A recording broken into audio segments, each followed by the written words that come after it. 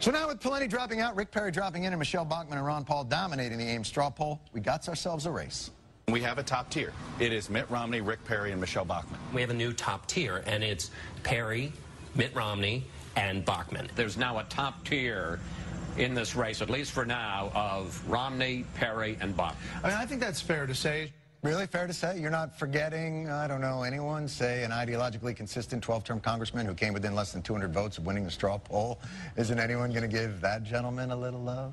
There's a top tier now of Bachmann and Perry and Romney, and, you know, we haven't mentioned, and we should. Thank you. We haven't mentioned, and we should, Rick Santorum, who did really surprisingly well for the amount of money and resources he had. Rick Santorum? He didn't get half of what Ron Paul got. He lost to the guy who lost so bad he dropped out of the race. Santorum? We're looking at Mitt Romney, who continues to be the front runner, but we have Rick Perry as well, and now Michelle Bachmann. Let's not count out Jon Huntsman, though. What? Jon Huntsman? Huntsman got 69 votes. If all of Jon Huntsman's supporters met at the same Ames, Iowa Quiznos, the fire marshal would say, yeah, that's fine, no problem. There's still some tables open in the back.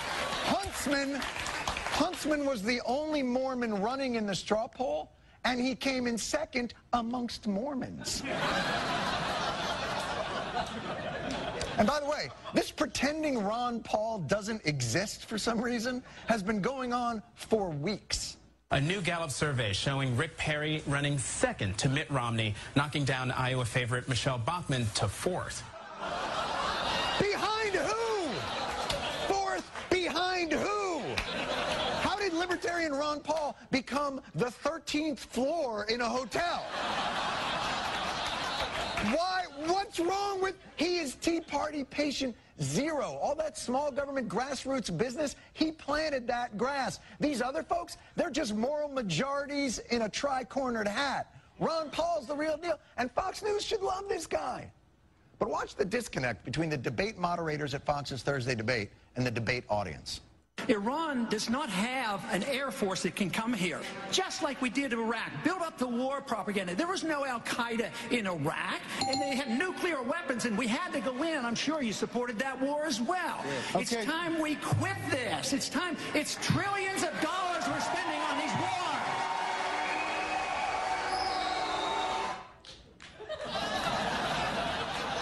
What's with the smirk and the eye roll? The crowd goes nuts, and you do one of these. There goes crazy Uncle Ron, babbling about the unsustainability of multiple wars. Boop, boop. He's the one guy in the field, agree with him or don't agree with him, who doesn't go out of his way to regurgitate talking points or change what he believes to fit the audience he's in front of, and you're treating him like if this were Celebrity Apprentice, he'd be this guy. By the way, at the Ames, Iowa straw poll, Busey beat Huntsman 77-69. And even when the media does remember Ron Paul, it's only to reassure themselves how there's no need to remember Ron Paul. Right now, live, right next to the bus behind us, Ron Paul is speaking. And 7 of the candidates are here today. We have live pictures of Ron Paul, but you know what? We're talking about Sarah Palin and we're talking about Rick Perry, the two people not in the race yet, Drew. And guess what, Paul? If you get video of Sarah Palin or get a soundbite from her, bring that back to us. You can hold the Ron Paul stuff.